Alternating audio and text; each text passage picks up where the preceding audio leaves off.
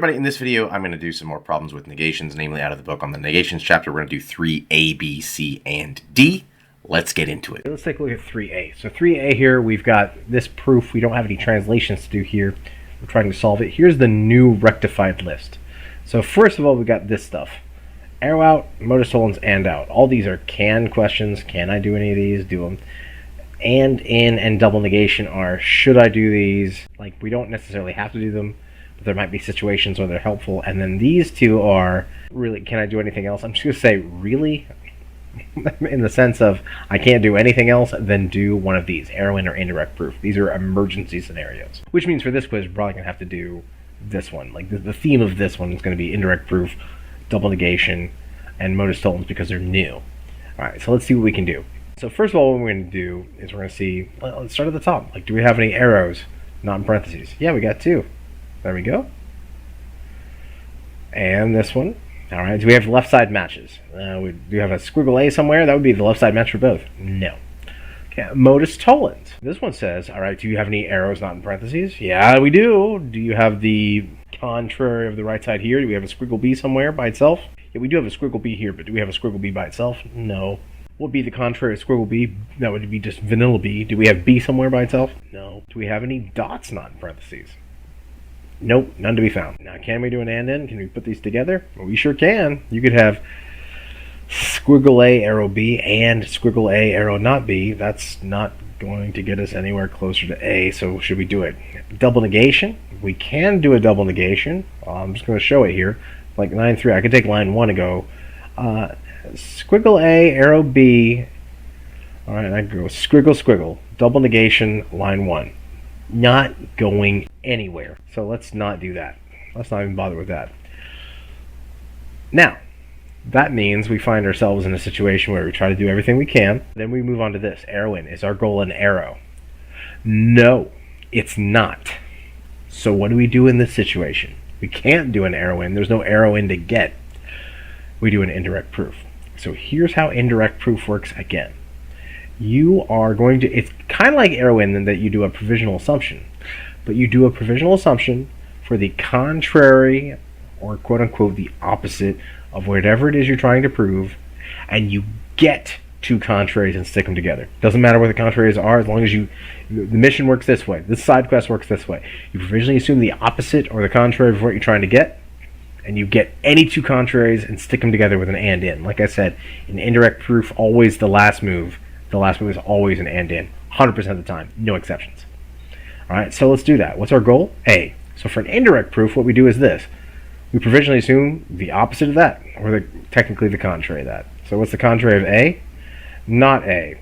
So what we're doing is this. We're going to prove A by saying, let's just imagine for the sake of argument, squiggle A is true. Let's see if it leads to ridiculousness.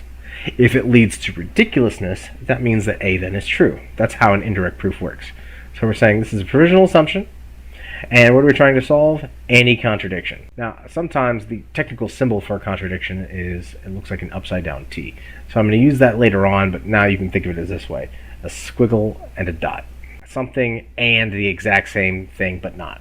That's what a contradiction is. That's what this symbol represents. So now with this squiggle A in play, that's what we're going for. So let's go back to the top of the list now. Can we do an arrow out? Yeah, we can do two. Look, we got a left side match here with 1 and 3. We got a left side match with 2 and 3. What do we get? So I like to start at the top, so let's do 1 and 3. We get B, arrow out, 1 and 3, and we get squiggle B, arrow out, 2 and 3. So then the temptation might be, all right, let's go arrow out. Let's see, can we do modus tollens? We can do modus tollens. We don't need to. Because you might think, oh, look, modus tollens. We got, look, right here. We got the opposite of the right side, which means you can get the opposite of the left. And that would actually be fine. You can go through that, and you'll actually solve the problem that way. We have no reason to do that because the mission was this. As soon as we started an indirect proof, the mission was get any two contraries that is the same thing and the exact same thing with a squiggle in front of it and stick them together. Do we have something and the exact same thing with a squiggle in front of it? We do. Look, we got B and we got B with a squiggle in front of it. That is a contradiction. Well, right now these are just contraries, like floating here by themselves. So what we got to do is we got to stick them together. So this is an and in. And like I said, indirect proof always ends 100% of the time with an and in. So let's do it. We get B and squiggle B. How do we get that? And in 4 and 5. The indirect proof is actually now done. That was the mission. Provisionally assume the contrary of your goal and get something and the exact same thing with a squiggle in front of it. We did that, so it's done. So here's what this is actually saying. This is saying we know A is true.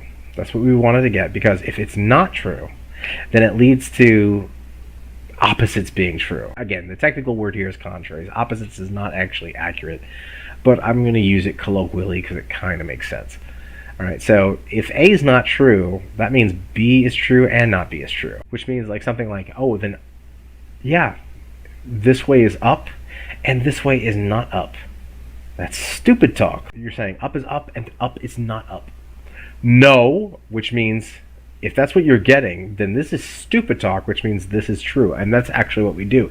In indirect proof, when this happens, if you provisionally assume something and then you get two opposites or two contraries, you can zoom out and say, well, that means this is stupid talk, which means this is true.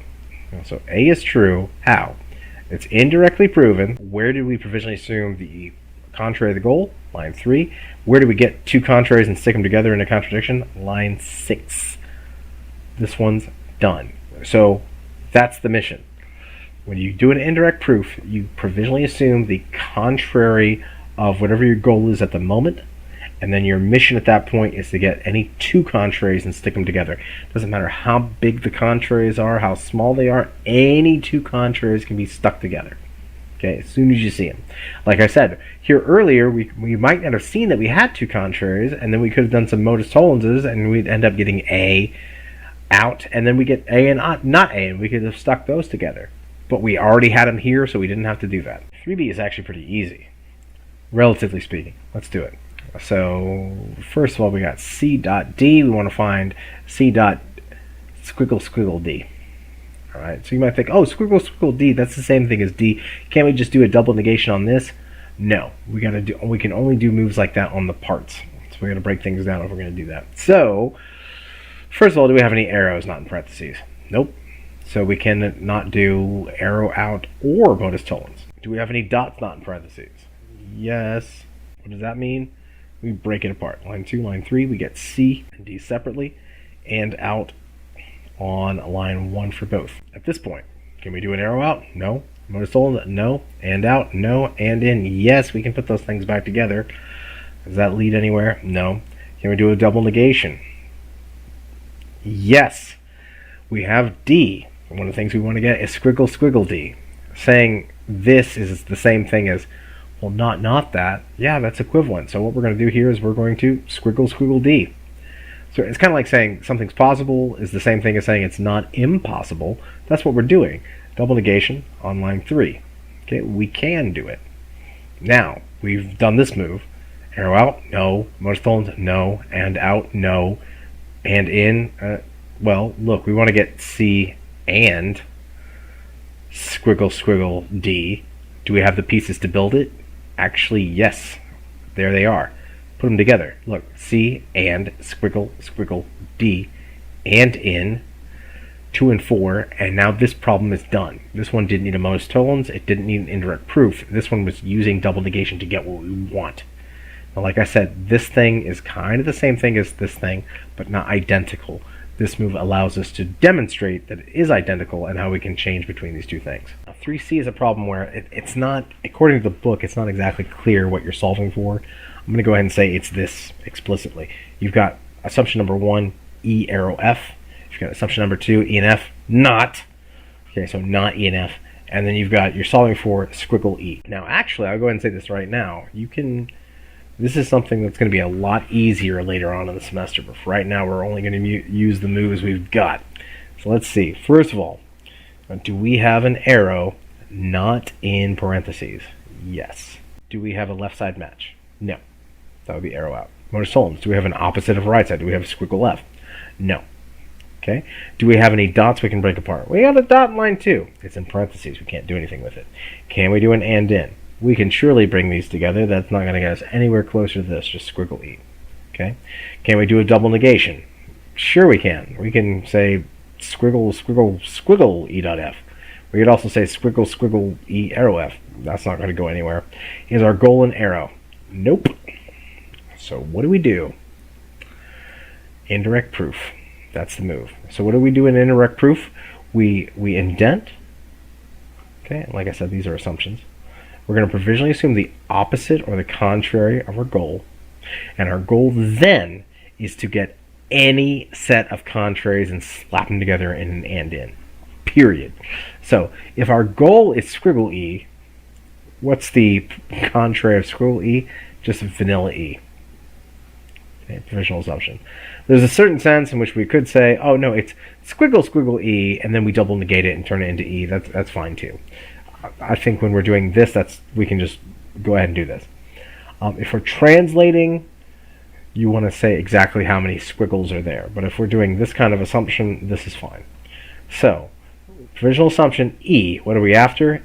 Any contradiction. And now I'm just going to use this symbol. So the upside down T means any two things, something and not the exact same thing. That's a contradiction. Let's go after it. Okay, so now we've got E. Go back to the top of the list. Can I do an arrow out? Yes. Now I can get F. Okay, so F. Arrow out, 1 and 3. Okay, and right here, stop. So when you're doing an indirect proof, you want to see, like, do I have something in its opposite? Because then you might think, like, oh, right now, like, oh, I can't do an arrow, I can do a modus tollens. Well, no, you can't. But you might be thinking, oh, can I do an and out? No. Can I do an and in? Yeah, I could stick some things together. I could stick 1 and 4 together. I could stick 2 and Look here what you're trying to build. Any two opposites. And here's a bit of advice. If you're trying to build opposites, go ahead and look and see, what do you have with squiggles in front of it? So right now, I have in front of it, I have a squiggle, E dot F. Nope. So what you want to look for after every move once you start an indirect proof is, can you build the exact same thing as something with that has a squiggle in front of it, just not with a squiggle in front of it. So look, we've got squiggle E dot F. Can we build E dot F? Yeah, we got E and F separately. So watch this. We build them. E dot F. And in 3 and 4. And now look at line 5 and look at line 2. They are contraries. That is, here's E dot F, and here's E dot F, but nope. So what we do now is in line 6, we stick them together. We say, yep, if E is true, you get E dot F and the exact same thing with a not in front of it. So this is actually and in lines 5 and 2. What can I do now? I'm saying this.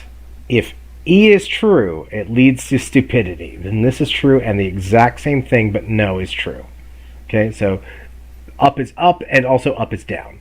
No, that's stupid talk. So what we're saying is this. If this is true, it leads to ridiculousness, which means, indirectly, this must be true.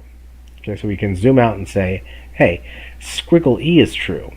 Because, indirect proof, if the opposite were true, as we provisionally assumed in line 3, it leads to ridiculousness like we saw in line 6. So yeah, that's what's going on here. This is like when you argue with a friend, again. You know, hey, if that's true, then that means that this leads to this, and that's stupid. Okay, you're saying something stupid. This is stupid. Triangles have 3 sides, and triangles don't have 3 sides. No. So if it leads to opposites, then this thing is not true, which means indirectly you prove that. All right, let's take a look down at 3D, which your book has as like a 7-step process. We can actually be done by step 4. So here's an easy way to do it. And it's easier because we're going to follow the methodology that I have over here. Try this, try this, try this.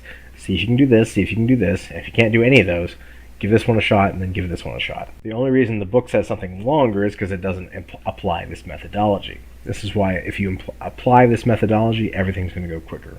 So let's see that here. So first of all, we've got squiggle G, arrow H. We want to get squiggle H, arrow G.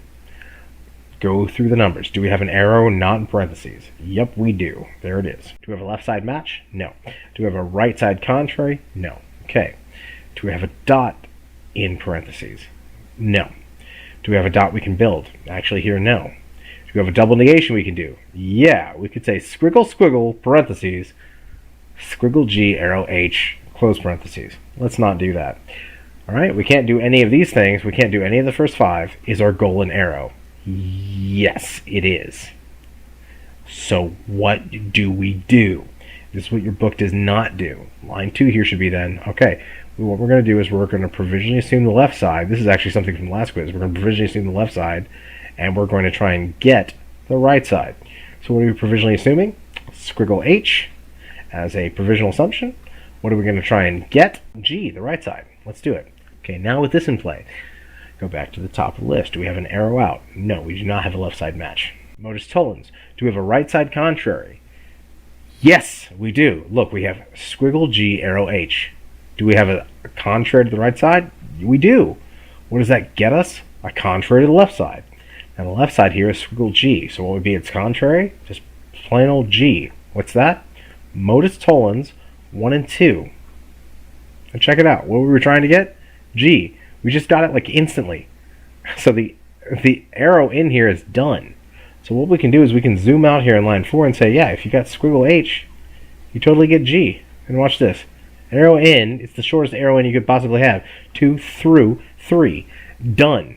Arrow in, 2 through 3. Now there's a longer way to do this, but I'm not really going to go, it's in the book there, I'm not going to go over it. If you follow the steps in the order that you should, you get it this way.